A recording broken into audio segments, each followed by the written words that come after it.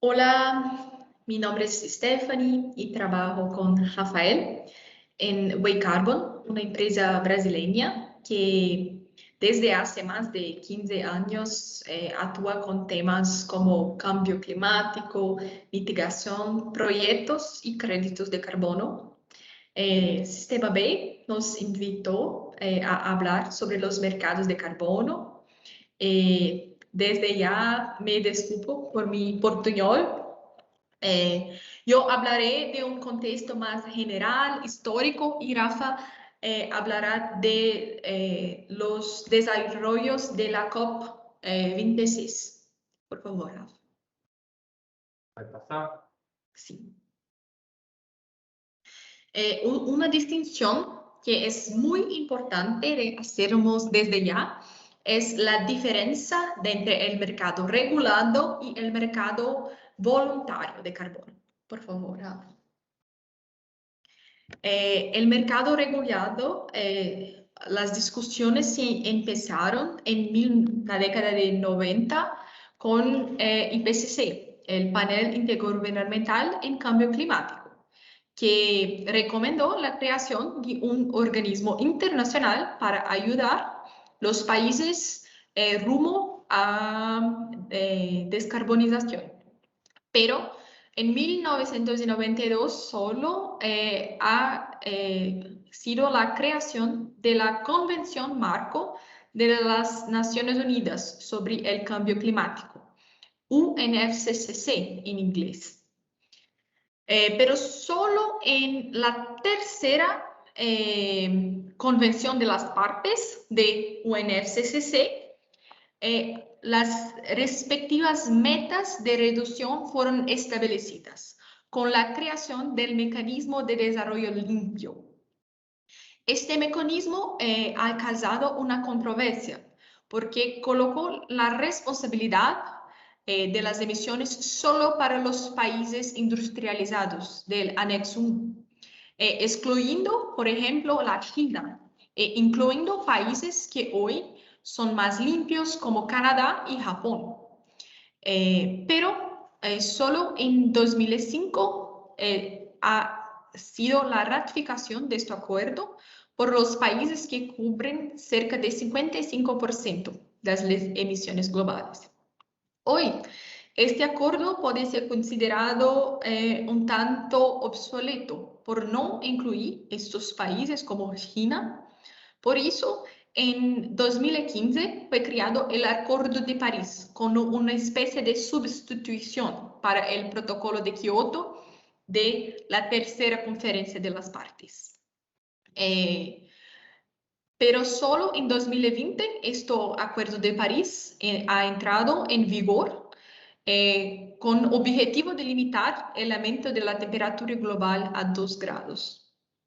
Es importante decir que para lograr estos objetivos, varios países han tomado iniciativas de fijación de precios del carbono, sea mediante impuestos o comercio de emisiones, conocidos como Emission Trading Systems, como en Unión Europea, que ha creado su Emission Trading System en 2005. Por favor, Rafa, próximo. Hoy habemos 61 instrumentos de precios implementados, regulados, 31 mercados y 30 impuestos de carbono, 46 acuerdos nacionales y 32 subnacionales. Hasta 2019, estos mercados regulados fueron responsables por cerca de 22% de cobertura de la comercialización global, cerca de 12 gigatoneladas de dióxido de carbono, y fueron responsables por la movimentación de cerca de 45 billones de dólares. Por favor, próximo. Pero, ¿cómo pueden los países que no han, aunque el mecanismo regulado, o las empresas, o las ONGs, las personas, ayudar en estas metas de descarbonización? Por medio del mercado voluntario de carbono, lo cual muchos países latinoamericanos participan. El mercado voluntario, Rafa, por favor, próximo. Construido por iniciativas voluntarias de compensación de las emisiones que fueron inicialmente destinadas a prevenir la deforestación. El propio Clean Development Mechanism o el Mecanismo de Desenvolvimiento Limpio de la ONU estableció estos estándares para las metodologías de compensación de carbono y ha creado un registro de crédito oficial, no cual los países que pueden compensar estos créditos, pero en 2013, que fue el primer ciclo de Kioto, inicio del nuevo ciclo de compromisos, los cuales los países voluntariamente pasaron a cambiar créditos de carbono pelo mecanismo de desenvolvimiento limpio. En 2015, con la creación del Acuerdo de París, la estrategia se cambió un poquito con la implementación de políticas y medidas para enfrentar esta crisis de acuerdo con la contribución determinada a nivel nacional, conocida como NDC. En 2020, los países voluntariamente se comprometieron a prevenir el aquecimiento global a 2 grados con las nuevas NDC de Brasil y otros países. Lo mercado voluntario fue responsable por cerca de 104 mil millones de toneladas y más de 6% que el año anterior, en 2019. O que observamos es un crecimiento constante del mercado voluntario, aunque un aumento de los precios de carbono transicionados de este mercado. Próximo, por favor. Habemos dos tipos de proyectos de carbono que pueden generar créditos de carbono. Habemos los proyectos de remoción o secuestro de dióxido de carbono, que son la implementación de tecnologías o prácticas que sacan dióxido de carbono de la atmósfera, por ejemplo, reforestación o captura y almacenamiento de carbono a través de procesos tecnológicos.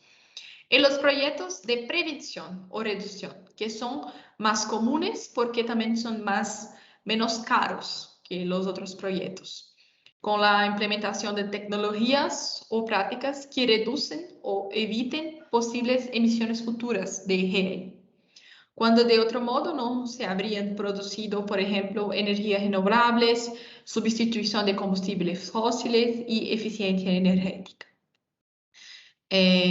Una descripción más a fondo de esos tipos de proyectos son los proyectos de agricultura, eficiencia energética, como actividades domésticas o industriales que reducen las emisiones al reducir el consumo de energía, proyectos de forestación y reforestación, el reemplazo de combustible, que es, por ejemplo, la sustitución de combustible fósil por biocombustibles, transporte, emisiones fugitivas, que son las emisiones relacionadas a fugas de gas refrigerante, de gases industriales, la fabricación de energía renovable y también de residuos.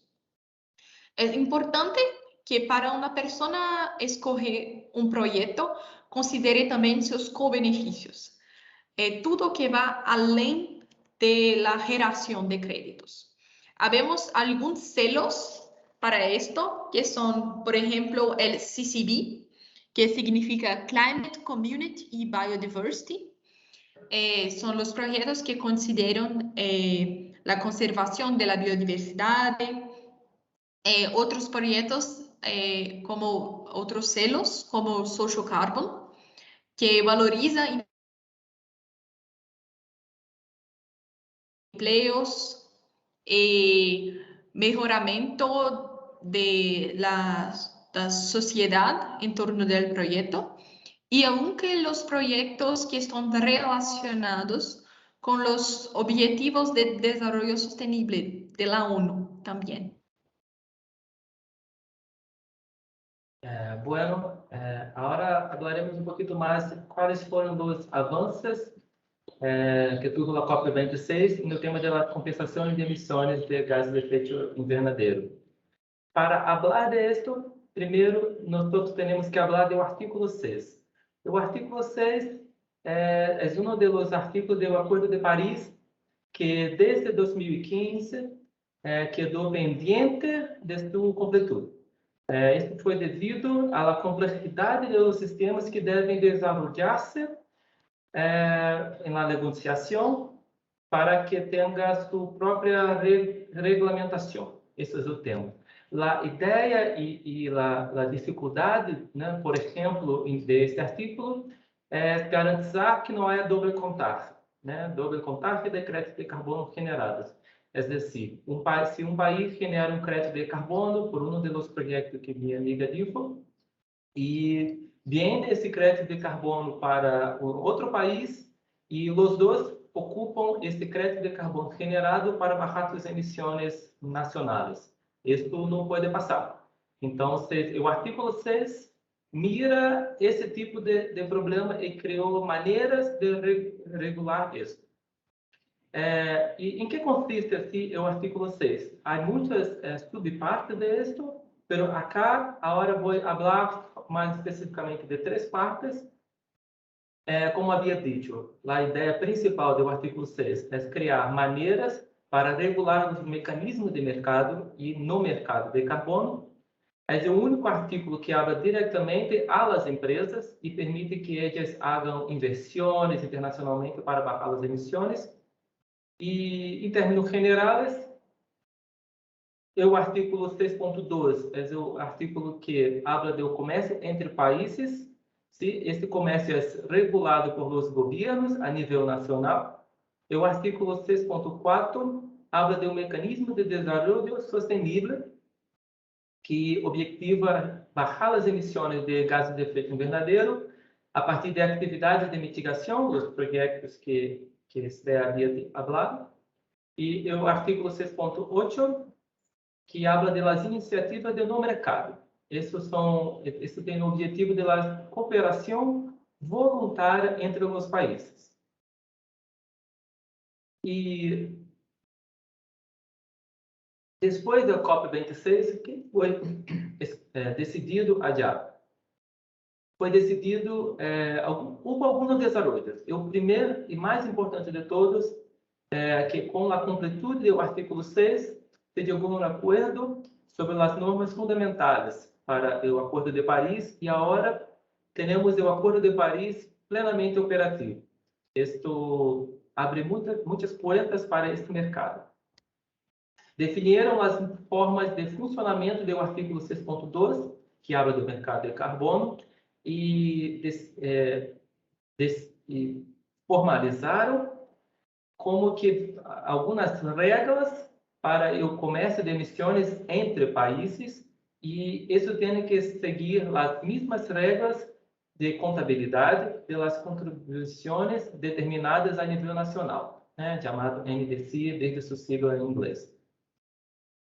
Também garantizou que os créditos de carbono que foram generados basados no protocolo de Kyoto, com o mecanismo de desenvolvimento límpido, serão transladados ao novo sistema.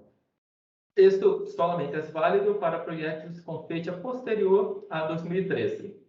Isto era um tema muito importante em nas outras COPs, porque, por exemplo, um país como o Brasil, por exemplo, um país em desenvolvimento, que tinha projetos aprovados e já, né, crédito de carbono que se vendia a outros países.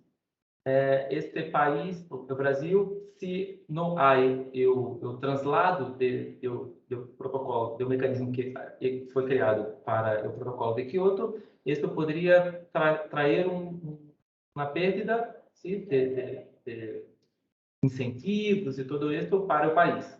Então, garantizar isto para os países em desenvolvimento é muito importante. que esperar, né, no futuro com essas regulamentações que falei, e eu trago aqui os temas assim, fundamentais, principais. Os artículos assim, são muito mais extensos que este, mas se espera que com as regras do comércio de carbono definidas, que vai haver desenvolvimento do comércio de emissões de maneira a contribuir que os países logrem suas metas estabelecidas em suas NDCs e que nos próximos anos, os números que nós havíamos mostrado, assim, pela quantidade de emissões e valores monetários, quanto foi transacionado, que isso vá subindo e que os países logrem alcançar suas metas NDCs. Bueno, muitas graças a todas, todas. Gracias. Tchau. Tchau, tchau.